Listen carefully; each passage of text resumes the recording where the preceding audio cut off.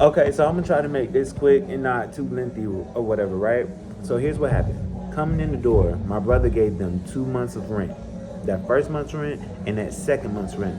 Plus a month's worth of rent for security deposit. So basically 3 months worth of rent were given to these people coming into the door.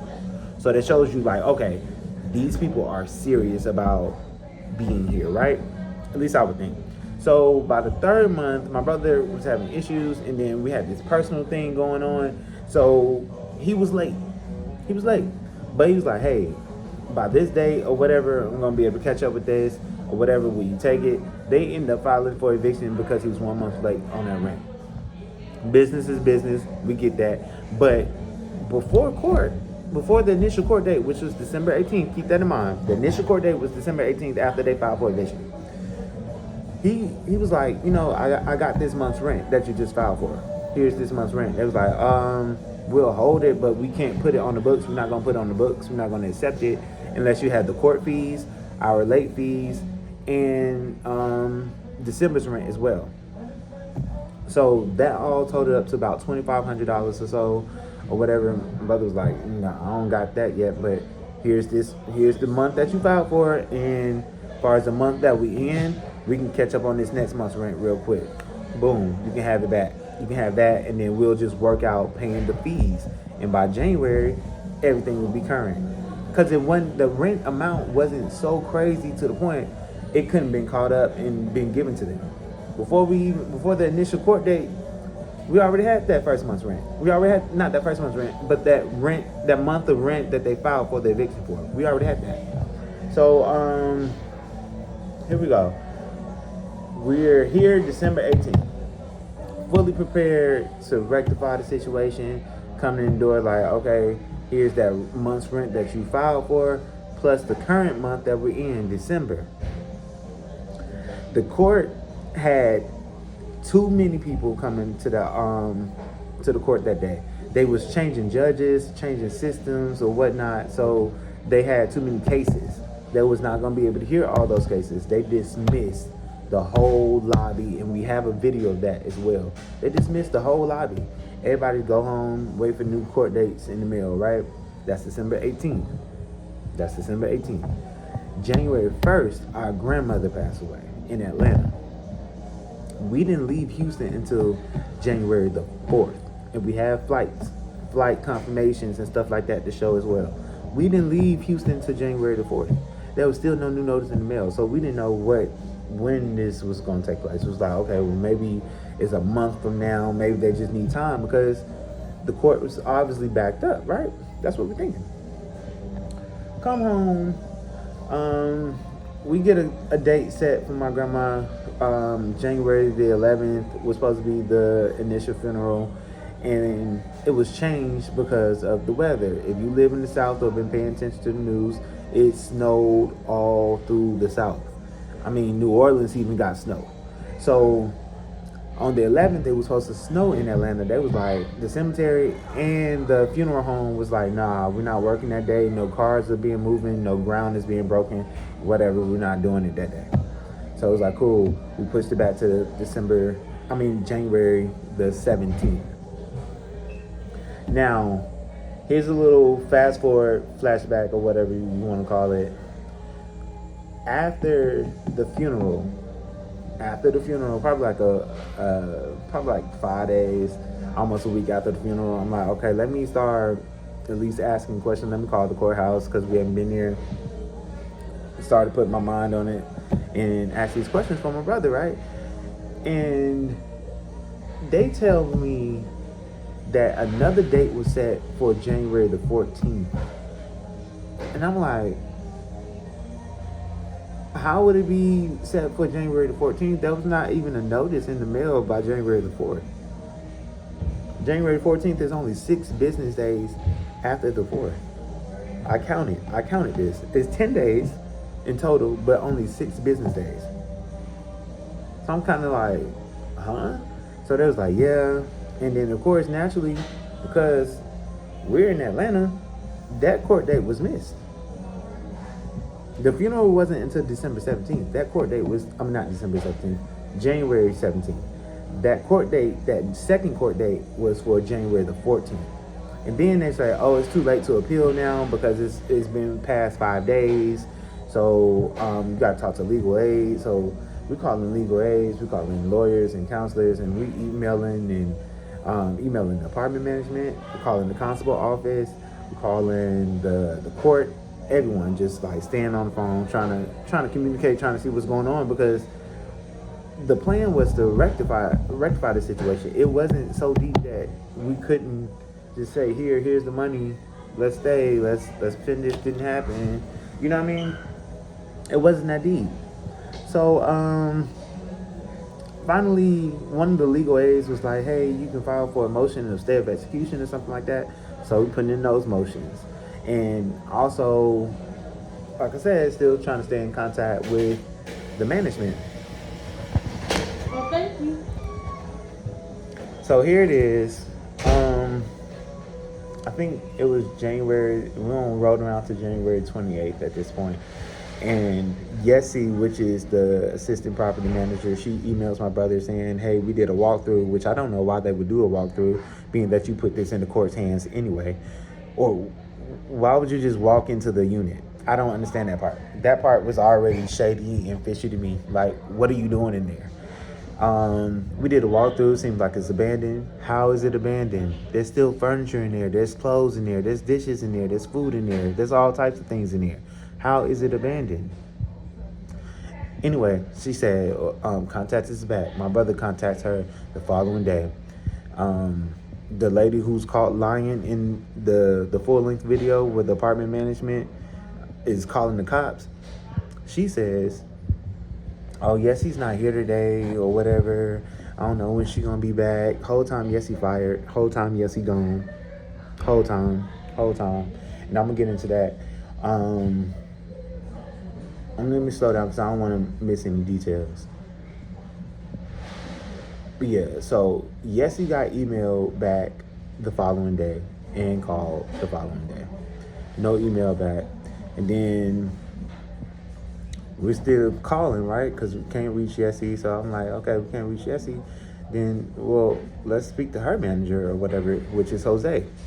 Jose get an email the day after Yessie gets an email. So they both get emails within 2 days of Yessie sending that initial email. Jose never responds.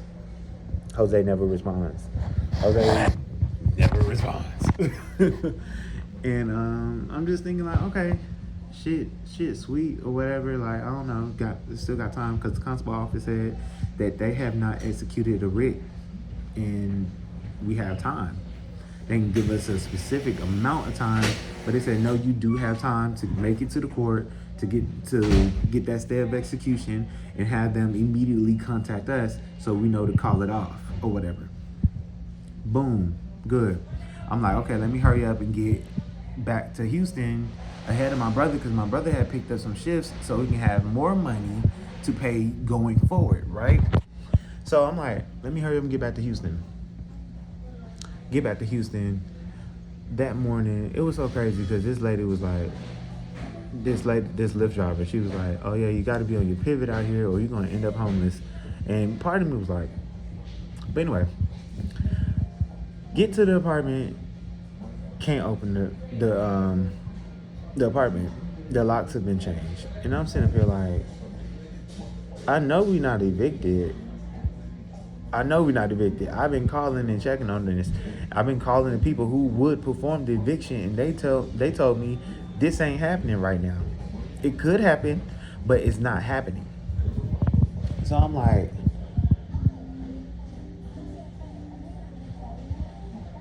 what is this? And I just stand there. I keep trying to keep for a minute because I'm in disbelief. And I'm here, you know what I mean, after a day of traveling, because I traveled from Atlanta to New Orleans. I stayed in New Orleans for a few hours, and then I came from New Orleans to Houston. So I've been doing all this traveling. And I'm with my luggage, and I'm kind of like sitting outside, bewildered for a minute. It's early in the morning, too. It's probably like 6 o'clock in the morning, 5 o'clock in the morning, something crazy. And I'm just waiting around. I'm like, I'm just going to go. I'm going to wait until the constable office is open. because I know that they didn't perform no eviction. And I'm finna go ahead and confirm that because I'm like, according to what we've been talking about, we had time. We had time to stop this. And so I called them and they tell me, no, we didn't perform an eviction. But the locks have changed. I can't get inside the unit.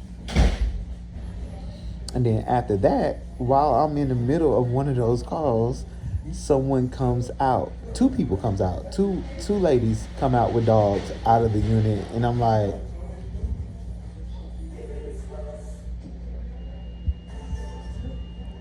how the hell? What the hell? Excuse me? I was like, I'm still like, wait. I know these people did not just walk out of our apartment. And we're not evicted. How is this a thing right now? So naturally, I'm kind of like, okay, let me get myself together and let me go ask this lady some questions. So I pick up the camera, ask her the questions, like basically like, how did you gain access to this? You're not supposed to have access to this. And I'm not like trying to attack her or nothing like that, but I know that no one's supposed to be in this unit. This is technically still my brother's unit. The court has not put him out yet. So how are you here? How are you here? I'm here to stop this, and here it is, there's already someone else in the unit.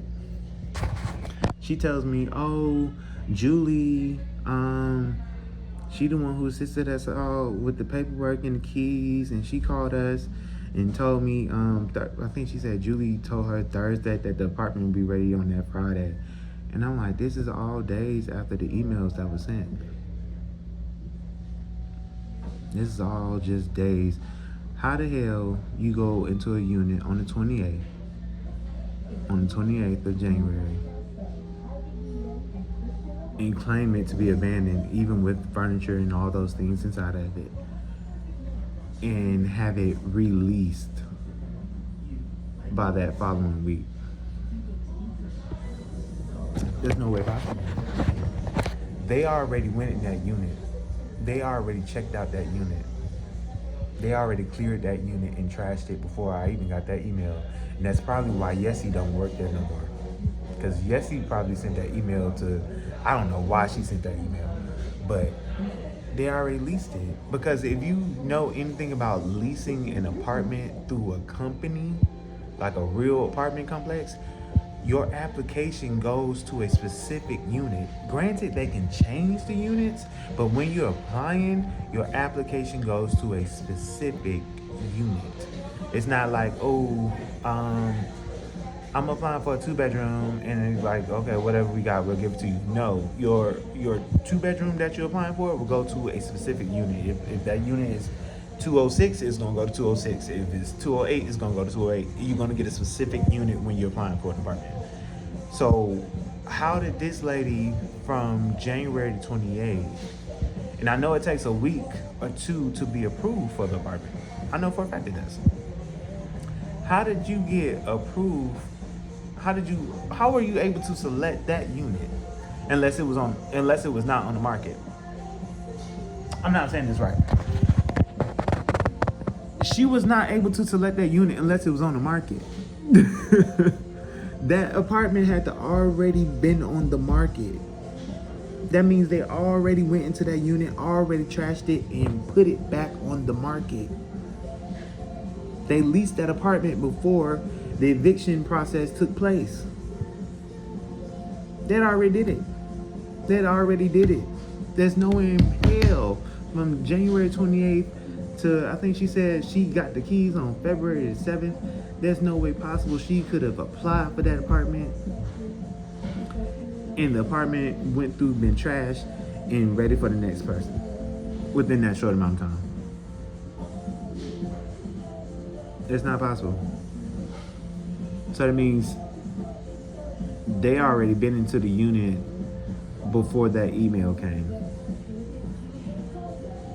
And they knew we wasn't there. They knew that probably because we already told them what was going on.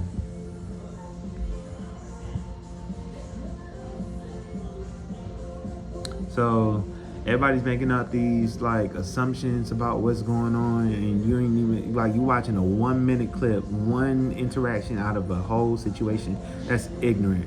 That's ignorant to make all these assumptions like, oh, it's fake. Oh, he's scamming. Yeah, I'm scamming myself out fucking side. Are you fucking serious? Stop being dumb. Sorry. Read that message later. This is crazy, but I don't know. This is only gonna make sense to people who actually have comprehension skills. I'm going to see you next month. Okay. I put it out there. You can go look at the video for yourself. I'm done talking.